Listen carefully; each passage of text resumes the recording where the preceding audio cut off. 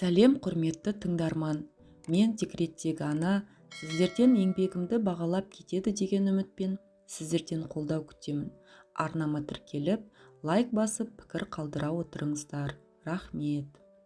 Үлкен мекеменің ішінен тағы бір бөлім ашылып, мамандарды тарта бастады. Зура да осы бөлімшеге қатардағы маман болып ауысты. Жалақысы да сәл жоғары, қуанышында шек жоқ. Зураның қуанышы су сепкендей басылды. Бұл бөлімнің бастығы да өзінен 13 жас кіші жігіт болып шықты.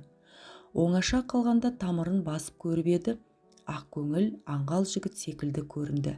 Зура біраз үйренісіп, жұмысты реттеп алған соң айлаға көшті. Барынша жас көрінуге тырысып, қысқа көйлек, кеудесі ашық кофта киюді жиілетті. Сықылықтап күліп, түскі тамаққа дәмді тіспасар ала келетінді шығарды. Бастығы оңаша қалса болды, кофе дайындап, өзіне де оған да ұсынатын. Сіз де басқалар сияқты түскі үзіліске барып, сыртқа шығып таза ауамен демалып келмейсіз бе?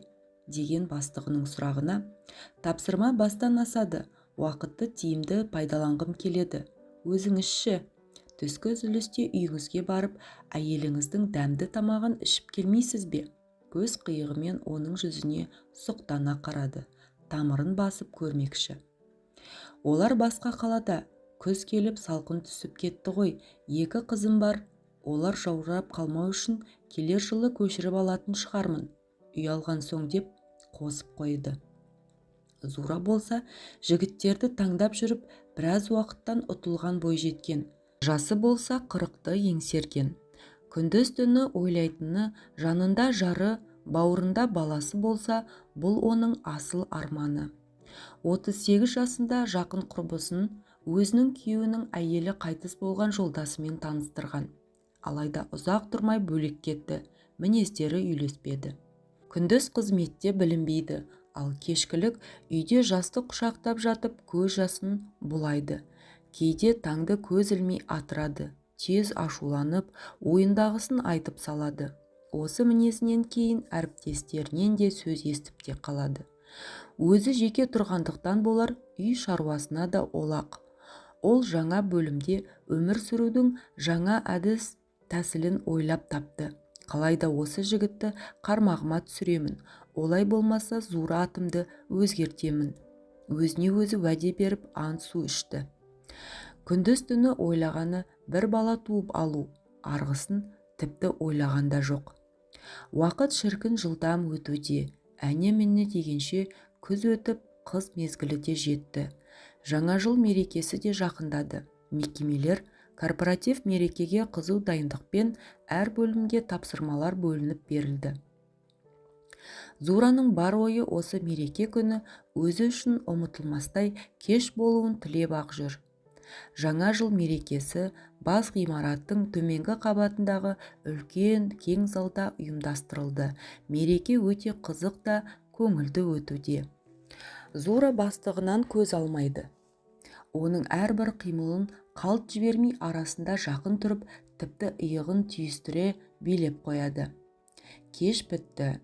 Зура Нұрекеге үйге қайтамыз ба деп келіп, өзінің жаңа жылдық сыйлығын ұсынды. Күтпеген жерден Нұрлан, мен ешкімнен сыйлық күтпеп едім, бұл артық қой деп қызарақтап қалды. Сіз қандай сыйлыққа болса да лайықтысыз. Үлкен құрметпен ұсынған мерекелік кішкентай сыйлығымды қабыл алғайсыз деп жалынышты кейіп танытты. Зураның қымбат иісуінің иісі мұрын жарады. Жас жігіт ерте үйленіп, әйелі жанында болмаған соң, көптен бері мұндай иісті жатырқап қалғанды. Бір сезім лап ете қалғандай болып, тез өзіне келді. Қызметкерлер үйіне тарай бастады. Ертең демалыс.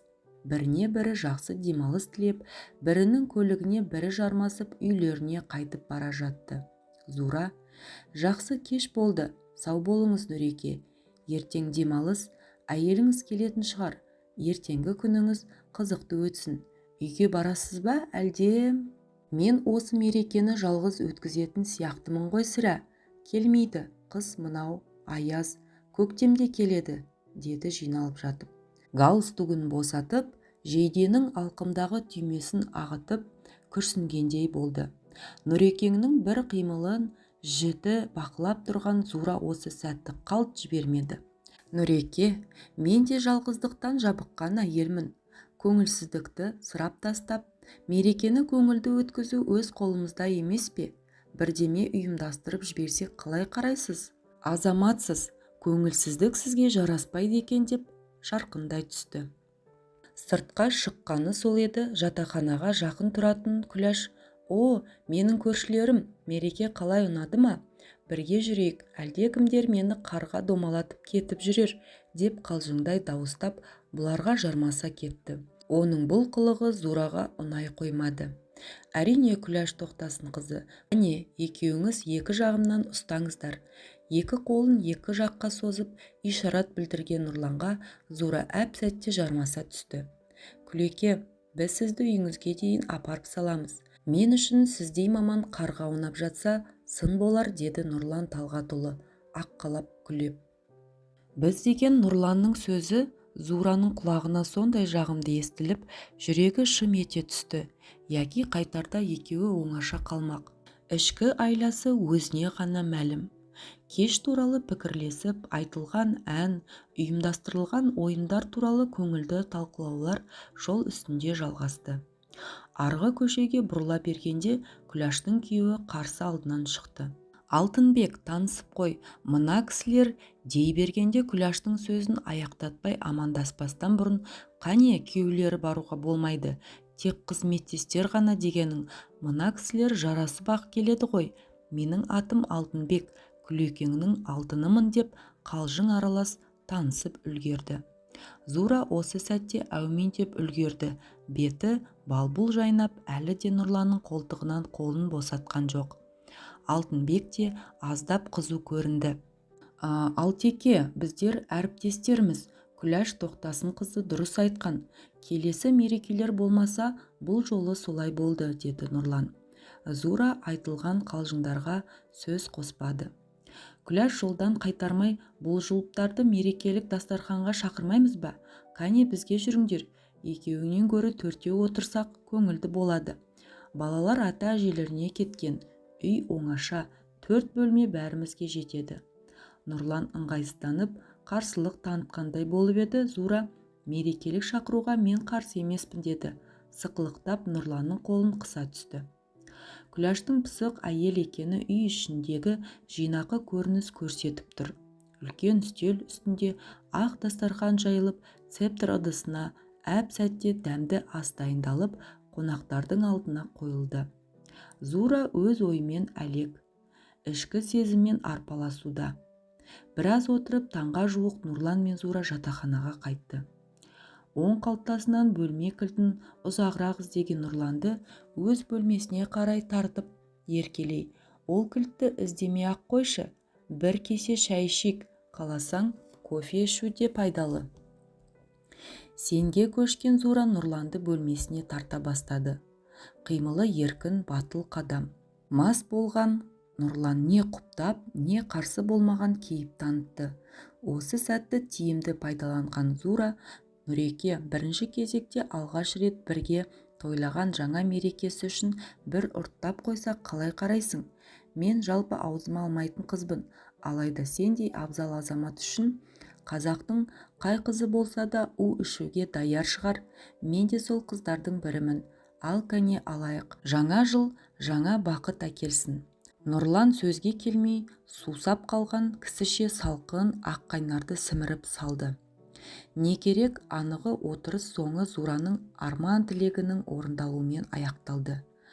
Күн арқан бойы жоғары көтерілген. Нұрлан аунап түсті. Ауыр тартқан денесін, сынып бара жатқан басын еркін қозғай алмай біраз жатты. Бөлме қабырғасына көзі түскен сол еді, тез өзіне келіп орнынан жылдам тұрды. Бір бөлмедегі керует диван жиналған күйінде тұр. Еденде тілдей жұқа одеяло үстінде жатарда киетін жұқа жібек көйлегі жартылай ашық Зура жатыр. Қалың ұйқы үстіндегі Зура Нұрланның оянғанын байқаған да жоқ. Өз мақсаты жолында айласын жүзеге асырған кәрі қыздың қармағына түскенін білген Нұрлан ызадан жарыла жаздады. Жейдесі мен шалбарын асыға киіп бөлмеден атып шықты. Өз бөлмесіне кірген бойда қатар тұрған екі орындықты теуіп жіберді. Терезе алдында бірге түскен отбасылық суреттеріне қарап, іштей періште қыздарынан кешірім сұрағандай болды. Көзіне жас алды. Оң қолымен басын соғып қалды. Не бүлдірдім? Жұмыстан сұранып келіп кетсеңші, қыздарың сағынды дегенде жұбайының өтінішін қабылдамап еді, Зураның қимылын еске алды. Сыпайы, мәдениетті қыз көрініп еді. Нұрлан 2 күн бөлмеден шықпай, өзін өзі жазалап аштан аш жатты. Өкініш өзегін өртеп барады. 2 күндік жаңа жылдық демалыста өте шықты. Зура да есік қақпады. Өзін бақытты сезінген ол одан ары не боларын алдын ала болжағандай. Жаңа жылдың алғашқы жұмыс күні қызметкерлер дуылдасып, даурығып, жаңа жыл кешіндегі қызықтармен бөлісіп жатты. Беті домбығып, көңілсізде отырған Нұрланды әріптестері тағы құттықтауда. Олармен бірге Зура да таяу келіп, «Нұреке, қалайсыз? Жақсы демалдыңыз ба?» дегені. «Жаман емес, жақсы өткен сияқты», төмен қарап отырып селсоқ жауап қатты. Зура бұрынғыша көз қиығымен бақылауда. Нұрлан балконға шығып темекі тартты. Бітірмей бірнеше сигарды ызалана сорып, бірінен соң бірін лақтырып тұр екен. Зура да артынан келіп, «Нұреке, маған бақытты сәт сыйлағаныңыз үшін рахмет», деді де біреу байқап қалар дегендей жылдам кетті. Зура бірнеше аптадан кейін жиі дәрігерге баратын болды. Ешкімге айтпаған сырын болып, Нұрланның өзіне айтып берді. Бұл жаңалықты жүрегі сыздаған күйде тыңдаған Нұрлан не істерін білмеді. Мамыр айы. Іші дөңгелене біліне бастаған Зураға Нұрлан ертерек еңбек демалысына шығып кетуді ұсынды. 9 айдан соң ұл бала дүниеге келді. Бақыттан басы айналған Зура Нұрланды ұл балаға айналдырды. Жұмыс орнынан беретін пәтерді ұлына сыйлауды ұсынды. Олай болмаған жағдайда әйеліне айтып, басын бәлеге шалатынын ескертті. Мекеме жалғыз іліктілерге бір бөлмеден бөлді. Ал Нұрлан өзіне тиесілі 3 бөлменің бір бөлмесін бөліп ұлына қалдырды. Көпке беймәлім ұл жасқа толды. Бәрі айқындалды, жасырын қылықтар анықталды. Зура мен Нұрланның ата-аналары естіп, қуанарын да, жыларын да білмей дал болды. Екі әулеттің таныстығы басталып, сирек болса да араласып тұрды. Ұл өсіп мектеп бітірді. Әкелі бала ересектерше сөйлесіп отыр. «Анаңа қамқоршы бол, есейдің балам, бәрін түсінетін жасқа келдің», дейді әкесі.